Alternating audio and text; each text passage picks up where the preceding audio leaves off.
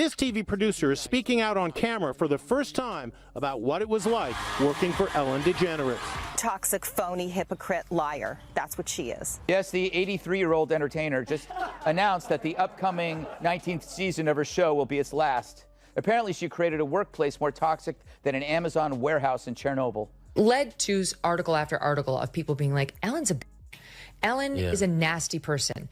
And all these staffers started to come out, not for nothing, but I know a guy, I know him very well, whose sister worked for her, who said, you were not allowed to make eye contact with Ellen in the halls of that show. If you saw her, this is not a nice person. What if the daytime queen, the one who danced into our living rooms and urged us all to be kind, was secretly ruling a kingdom built on fear? For years, Ellen DeGeneres was America's sweetheart, the funny, relatable host who seemed to genuinely care. But then the whispers started, whispers that suggested the sunshine and smiles were just a carefully crafted performance. And behind the curtain, a very different story was unfolding. On camera, she laughed while she badgered her staff. And so all good things must end, and also the Ellen DeGeneres show. For you. Because I'm seeing this week that there is an attempted comeback by somebody who did not cross one of those fateful lines of the misstepping on their sacred cows of gender or race or sexuality. Yeah. But she was said to be a nasty bitch, and that's Ellen DeGeneres. The gilded cage of her beloved talk show first showed its cracks subtly. Beyond the A-list guests, the surprise giveaways, and the infectious dancing, murmurs began to circulate. Stories of an environment that was less about joy and more about tiptoeing around a volatile star. Then, those whispers grew into a deafening roar as a bombshell report dropped, filled with first-hand accounts from staffers who painted a grim picture of life on the Ellen set. It wasn't just a few disgruntled employees. It was a pattern, a culture, and these weren't just isolated grumbles. They painted a picture far darker than anyone had dared to imagine. We were told from the very beginning, don't talk to Ellen, don't do this, you can't, go into her office. It was very nerve-wracking, very stressful. We all walked on eggshells all the time. So she eventually got canceled, but now she's coming back. She's got a Netflix special. That's the right response. Yeah. She's got a Netflix special. And here's the capper. On the promo, and apparently there's now articles out about from people who have seen the preview, she plays the victim. Inside what many described as a toxic kingdom, the details that emerged were shocking. Employees spoke of an atmosphere of fear and intimidation, where the unwritten rule was clear: do not make eye contact with Ellen. Others recounted facing harsh repercussions for taking sick days or bereavement leave, experiences that directly contradicted the compassionate image projected on screen. Microaggressions and even more serious accusations against top producers surfaced, creating a stark, almost cruel contrast between the on-air message of kindness and the off-air reality of alleged misery and stress. And then a seemingly innocuous celebrity interview blew the lid off in a very public, very awkward way. The host, she's amazing as a host, but as a boss and someone who's behind the scenes running the show, she's a different person. She's not the person people see in front of the camera. Do you think anything will change? No, because she should have apologized 16 years ago. This environment, this toxic culture that she created in the office has been going on for 16 years. Ellen and her wife, Portia, have left their millionaire haven of Montecito for England. Now, they're saying they'll never come back in the wake of Trump's win. Do you think that's the reason why she's leaving? Absolutely not. Yeah. Many point to the now infamous Dakota Johnson interview as a crucial turning point. What seemed like a lighthearted chat about a birthday party quickly devolved into an uncomfortable on-air confrontation. Ellen claimed she wasn't invited. Dakota calmly but firmly corrected her, stating, "Actually, no, that's not the truth, Ellen." That moment went viral. It resonated because it was a rare, unscripted glimpse behind the curtain, where Ellen's usually smooth persona faltered, revealing a flash of pettiness and a surprising lack of awareness. For many viewers, this uncomfortable exchange was more than just celebrity awkwardness. It became a symbol, the tip of the iceberg, validating the growing skepticism about who Ellen truly was when the cameras weren't rolling. Got canceled after she had this testy exchange with Dakota Johnson, where something happened where Dakota said, "Oh, I had this birthday party," and Ellen said, "Well, why didn't you invite me? You didn't invite me." And she said, like, "No, I did invite you, Ellen. That's not what happened." And Ellen had blown her off. And then tried to play the victim on the set with her. Anyway, it led to article after article of people being like, Ellen's a Ellen is a nasty person. Happy belated birthday. When was your birthday? It was October 4th. October 4th. You turned 30. I did. And how was the party? I wasn't invited. Actually, no, that's not the truth, Ellen. You were invited. Last time I was on the show, last year, you gave me a bunch of about not inviting you, but I didn't even know you wanted to be invited. Well, who doesn't want to be invited to a party? Well, I didn't even know you liked me. Of course I like you. You knew I liked you. You've been on the show many times, and don't I show like?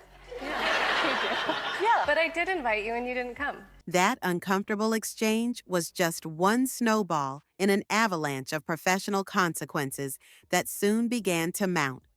The direct impact of the escalating scandal was undeniable. Ratings for the Ellen DeGeneres show started to plummet. Viewers, once loyal, began to tune out, disillusioned by the chasm between the host's public exhortations and the alleged private conduct. Warner Media launched an internal investigation, and though some top producers departed, the damage to the show's and Ellen's reputation was severe. Eventually, the announcement came. The long-running show would end after its 19th season. Ellen cited creative fulfillment and wanting a new challenge as her reasons. But for a large segment of the public, the writing was on the wall. The toxicity had finally caught up with her. Ellen DeGeneres was daytime TV's queen of nice. She danced, she talked to cute kids, and surprise, she's a huge asshole. Ellen DeGeneres feeling the heat. Bullying, now even harassment. Hey, Ellen DeGeneres, I hope you never find employment again. Turns out Shorty is a demon. Somebody stop this woman before it's too late. So former employees actually said that Ellen's "be kind" mantra, it was all for show. Greg Gutfeld had a field day dissecting Ellen's awkward dance around these controversies, watching her try to spin. But even as her daytime reign crumbled, Ellen wasn't ready to fade into obscurity entirely. She embarked on what many saw as a comeback tour, returning to her stand-up roots, reportedly with a new Netflix special in the works. Instead of deep contrition, however, reports emerged that she was adopting a poor me narrative. Whispers circulated that she felt she was unfairly run out of Hollywood, a victim of cancel culture. This stance struck a particularly sour note for many, considering her immense personal fortune, estimated to be well over $400 million. The image of a multimillionaire complaining about being wronged after numerous credible allegations of fostering a harsh workplace didn't sit well, and her attempts to reframe the narrative didn't stop with playing the victim card. I mean, Ellen got canceled for real a few years ago from just being a jerk. Yeah. Like, it wasn't like a single comment she said or something she did, just lots of people saying that working for her was a living nightmare and that she's a jerk. And I think that's probably why she wants to leave, because she hasn't really been able to make a comeback. Yeah. I mean, remember how everybody loved Ellen? They're like, Ellen, we love you. Ellen's here, yay. And then that all went away. So she probably has been thinking of a reason to leave, and now she thinks that this is the reason to try to make it look like some sort of, look how afraid I am. I feel how you feel because I'm, you know. Then came the news of her and Portia de Rossi spending more time away, with reports even suggesting a potential permanent departure from their Montecito haven, possibly for England. While some speculated about political disillusionment, as hinted by commentators, many observers couldn't help but wonder if this was less about a principled stand and more about a strategic retreat. Was it an attempt to escape the lingering stench of scandal, To find a place where the be kind backlash wasn't so palpable, the public, now far more skeptical, questioned whether this was a genuine life change or just another calculated move to manage a deeply tarnished image, far from the Hollywood spotlight that had once adored her. And she says, "Poor me." And she actually has the nerve to say that she was run out of Hollywood. This person with she had $100 million in her pocket. $450 million, according to Forbes. That's a low estimate. Yeah. Because so now she's out there saying, I was run out of Hollywood. She's actually reportedly complaining about how hard it is for women in America with the double standards. Look at Oprah, how hard it is for her. Oh, Countless allegations surfaced last summer that the show's work environment was rife with harassment and discrimination.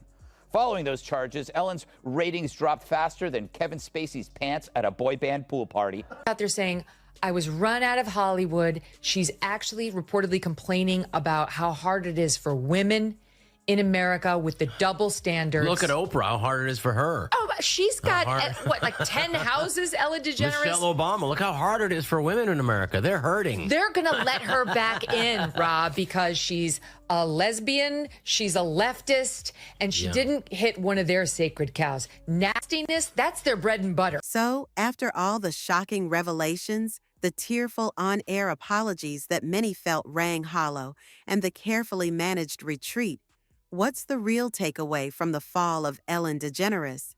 The Be Kind brand, once a powerful and unifying message, now carries a heavy asterisk, forever tainted by the stories of those who allegedly experienced anything but kindness in her orbit. Her legacy, once seemingly secure as a beloved entertainer and LGBTQ+ pioneer, is now irrevocably complicated. The Ellen DeGeneres saga serves as a stark, cautionary tale about the perils of inauthenticity and the vast, often devastating disconnect that can exist between a meticulously crafted public persona and private conduct. Can a brand built so heavily on perceived niceness ever truly recover when its very foundation is revealed to be hollow? Or has the curtain been pulled back for good, exposing a truth that no amount of dancing can obscure?